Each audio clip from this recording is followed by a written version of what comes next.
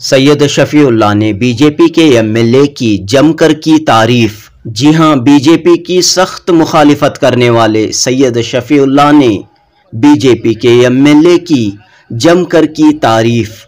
जी हां, सैयद शफीउल्लाह ने हाल ही में अपनी पार्टी जेडीएस को सिर्फ इसलिए छोड़ दिया, जेडीएस को सिर्फ इसलिए इस्तीफा दे दिया कि आने वाले लोकसभा इलेक्शन में जेडीएस ने बीजेपी के साथ समझौता किया है। हर हमेशा बीजेपी की खुलकर मुखालिफत करने वाले सैयद शफीउल्लाह ने अब बीजेपी के एमएलए उदय बी गरुड़ाचार्य की जमकर तारीफ की है।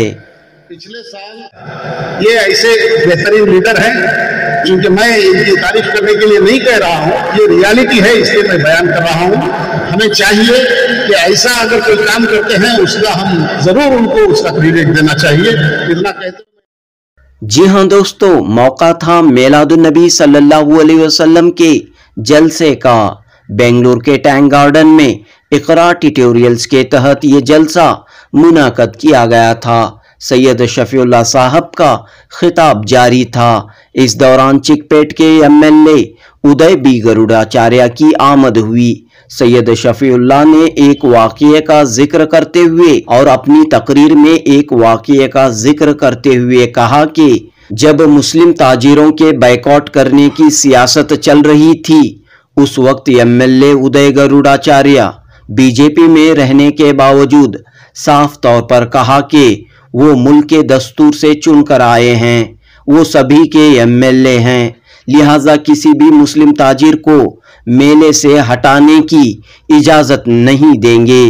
सैयद शफीउल्लाह ने कहा कि उदय गरुड़ाचार्य एक बेहतरीन लीडर हैं और ऐसी फिक्र रखने वाले और ऐसे काम करने वाले लीडरों की खिदमत का एतराफ़ करना चाहिए। जनूबी हिंद न्यूज़ रिपोर्ट।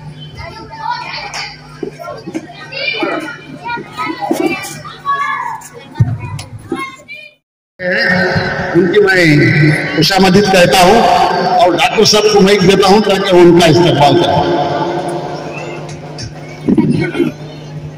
इस वक्त हमारे सामने हमारे मोहल्ले के एमएलए श्री गरुड़ाचार्य हमारे सामने मौजूद है।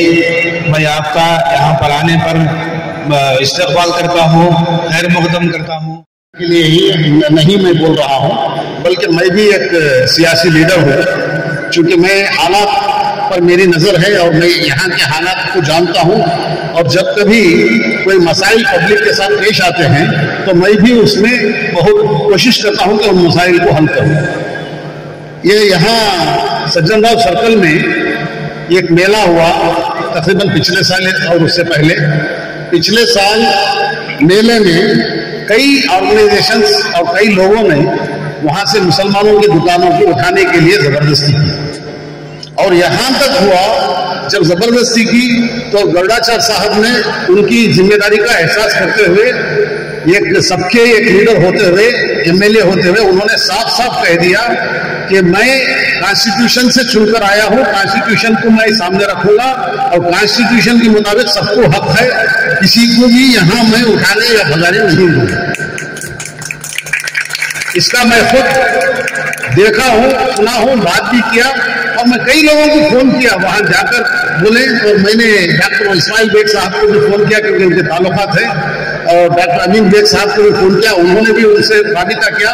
लेकिन हमारा राबिता करना अलग बात है, वो वॉलंटरीली अपने तौर पर वो तैयार नहीं थे कि वहां से जबरदस्ती वहां के व्यापारियों को उठाकर भेजा जाए। और उन्होंने साफ कह दिया कि अगर मेरी कॉन्स्टिट्यूएंसी में अगर कोई जबरदस्ती इस तरह करता है तो मैं हरगिज होने नहीं दूंगा। ये हिंदुस्तान है, ये सबका है, ये सारे हिंदुओं का है, मुसलमानों का है, अब जितने लोग हिंदुस्तान में है सबका है, और कॉन्स्टिट्यूशन सबको इक्वल हक देता है। ये ऐसे बेहतरीन लीडर हैं जिनके मैं इनकी तारीफ करने के लिए नहीं कह रहा हूँ, ये रियलिटी है इसलिए मैं बयान कर रहा हूँ। हमें चाहिए कि ऐसा अगर कोई काम करते हैं उसका हम जरूर उनको उसका क्रेडिट देना चाहिए। रहमान रहीम। मेरे मित्रों, आज हमें हमारा डॉक्टर साहब इधर आमंत्रण दिए, हमें बेहद खुशी हुआ है। आप सब हमारे चिकपेट कॉन्स्टिट्यूएंसी के लोग हैं। मैं यही सीखा है हमारे घर में कि भारत एक देश है, इधर सब कौम लोग इधर रहते हैं, हम सब एक ही हैं, हमारा खून एक ही है। क्योंकि ये हिंदू मुस्लिम क्रिश्चियन ये सभी छोड़ो यार, अभी हमारा देश को कैसा आगे बढ़ाना देख लो, ये हमारा सबसे बड़ा चैलेंज है।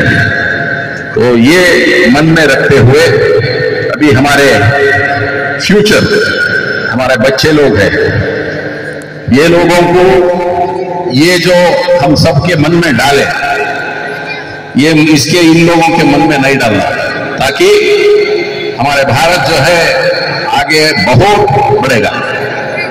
और ये लोग हमारा नेक्स्ट जनरेशन है, वो पालन करेगा भारत का। तो ये कहते हुए हमारा डॉक्टर साहब इधर हमें आमंत्रण दिए, सब्जेक्ट कुछ नहीं बोले, आप 1-2 मिनट के लिए आके जाइए, बोले मैं आपके सामने प्रेजेंट हूं और आपके साथ कभी भी रहता हूं। क्योंकि अगर आपको कुछ प्रॉब्लम्स रहा तो हमारे ऑफिस में एक बार फोन करिएगा, एक बार आइएगा, आपका जो मसला है हल करके भेजेंगे। आप सब खुशी से रहो, अमन से रहो, ये देश हमारा है, ये चिकपेट कॉन्स्टिट्यूएंसी भी हम सबका है। तो इसके मैं सेवक हूं, क्योंकि मैं एमएलए दोबारा चुनाया गया, तो हम आपके साथ हैं। आप सब खुशी से रहिए, अल्लाह मियां आप सबको बरकत दे। और मिलाद का कुछ फंक्शन चल रहा है, तो ईद मिलाद, प्रॉफिट साहब का birthday if I am right, तो हमारा प्रॉफिट का हम सबके सर के ऊपर उनका आशीर्वाद रहना चाहिए। हम सब एक है, एक ही रहेंगे। जय हिंद, जय कर्नाटक।